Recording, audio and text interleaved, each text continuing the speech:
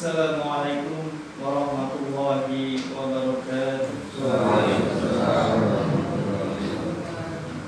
Alhamdulillahilladzi hadana li hadza wa ma kunna linahtadiya laula an hadana Allah. Asyhadu an la ilaha illallah. Asyhadu an la ilaha illallah wahdahu shadaqa wa'dah. Wa nasara abdah wa azzal jundah wa azzal ahzaba wahdah wa huwa al-qa'ilu subhanahu wa min ayatihi al-laylu wan-naharu wasyamsu wal-qamaru la tasjudu lisyamsi wal-qamari wasjudu lillahi alladhi khalaqahunna in kuntum iyyahu ta'budun. Wa asyhadu anna Muhammadan 'abduhu wa rasuluhu wa huwa khairul bashar wa sahibuhu khawdil kautsar sallallahu alaihi wa ala alihi muttaqin wa ala man sahabahu wa azarahu wa waqar wa ala tabi'ina lahum bi'ihsani fi kulli athar illa yaumil mahsyar amma ba'd fa ya ibadallah usini wa nafsi wa iyaya bittaqwallah faqad fazal muttaqun.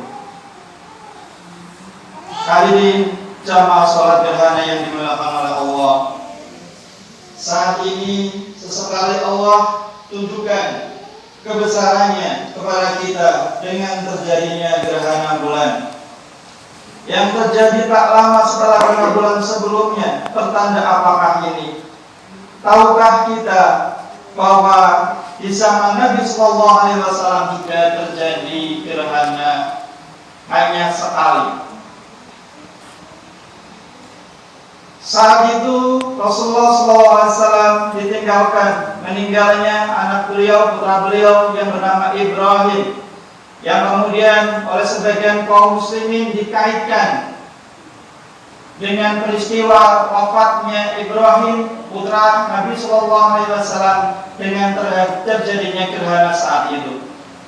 Akan tetapi Nabi menyanggahnya dengan sabdanya, sungguh matahari dan bulan adalah dua tanda di antara tanda-tanda kuasa Allah. Gerhana ini tidak terjadi karena kematian seseorang atau lahirnya seseorang. Jika melihat hal tersebut, maka berdoa kepada Allah, bertakbirlah, kerjakanlah sholat dan bersedekahlah. Hadis riwayat Bukhari. Jadi peristiwa gerhana tidak ada kaitannya sama sekali dengan kematian seseorang. Ini yang langsung disanggah oleh Nabi Sallallahu Alaihi Wasallam ketika terjadi gerhana bertepatan dengan wafatnya putra beliau. Kemudian Allah Subhanahu Wa Taala juga berfirman, di antara tanda-tanda kuasa-Nya adalah terjadinya malam dan siang, terbitnya matahari dan bulan. Maka janganlah kalian sujud kepada matahari dan bulan, tetapi sujudlah kepada Allah, Zat yang menciptakan semuanya itu, jika benar-benar hanya beribadah kepadanya. Quran Surat Fussilat ayat 37. Kemudian firman Allah juga dalam surat Yasin ayat 38, maka matahari juga bulan itu berjalan mengikuti tempat orbitnya. Itu merupakan ketentuannya, Zat yang maha perkasa lagi maha mengetahui. Oleh karena itulah saudaraku sekalian, gerhana matahari maupun gerhana bulan yang terjadi pada saat ini merupakan tanda-tanda kebesaran Allah Subhanahu wa Ta'ala. Selain itu pula, gerhana merupakan salah satu tanda datangnya kiamat.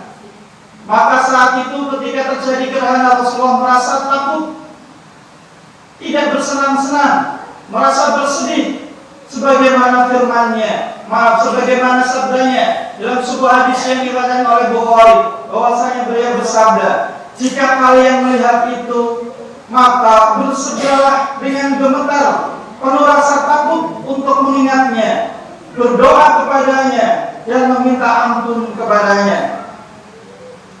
Demi Allah, jika kalian mengetahui yang aku ketahui, niscaya kalian akan sedikit tertawa dan banyak menangis. Ini tentunya menjadi sebuah pelajaran untuk kita sekalian, saudaraku sekalian, bahwasanya ketika terjadi gerhana, kita disuruh oleh Allah untuk bertakbir, beristighfar, memohon ampun kepada Allah, perbanyak minta ampun kepada Allah, bukan sebaliknya. Karena salah satu tanda datangnya kiamat adalah terjadinya gerhana.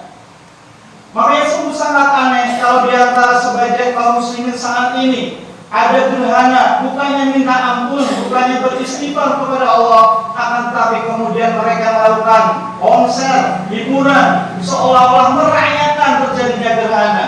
Ini suatu hal yang tentunya menyalahi, tidak sesuai dengan sunnah Rasulullah SAW.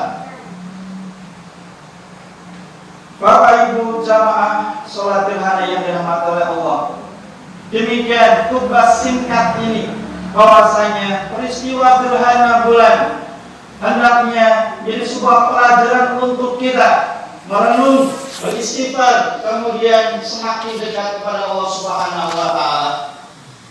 Jamaah yang dirahmati oleh Allah, ada sebuah kisah singkat ketika terjadi.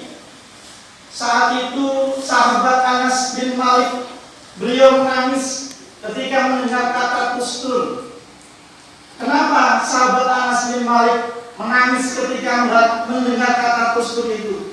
Tustur adalah sebuah wilayah di bagian Iran saat ini yang kaum muslimin untuk menaklukkan wilayah ini dibutuhkan waktu kurang lebih 1,5 tahun pengepungan. 1,5 waktu, setelah 1,5 tahun tentunya bukan waktu yang singkat untuk mengepung sebuah wilayah. Dan di akhirnya, di hari terakhir, para kaum muslimin saat itu dia harus menghadapi 100.000 tentara kafir, sedangkan kaum muslimin hanya 30.000, 1 banding 3 lebih. Dan di hari terakhir itu Anas bin Malik beserta kaum muslimin mereka berjihad sampai melewati waktu fajar, sampai melewati waktu subuh.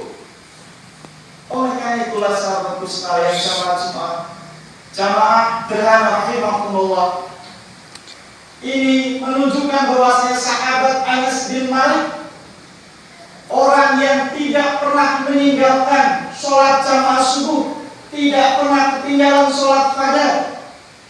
1 hari sekali dia ketinggalan sholat subuh berjamaah, dia menangis. Padahal saat itu dia uzurnya syar'i, bolehkan sedang berjihad di jalan Allah, sedang berperang di jalan Allah. Dan jihad adalah sebuah ibadah tertinggi dalam Islam. Akan tetapi gara-gara itu Anas tidak sholat jamaah tepat pada waktunya. Beliau menangis, saudaraku sekalian. Ini tentunya sebagai pelajaran untuk kita, saudaraku. Anas, manusia yang hidupnya dekat dengan Rasul, tak pernah meninggalkan sholat jamaah subuh. 1 kali beliau meninggalkan, beliau menangis. Dan berapa hadis yang beliau hafal. Kita merenung, kita bermuhasabah diri. Kalau kita yang belum ada apa-apanya, meninggalkan sholat fajar juga sering, sholat subuh kesiangan juga sering, masih bisa tertawakan kita, masih bisa tersenyum, masih kita bahagia.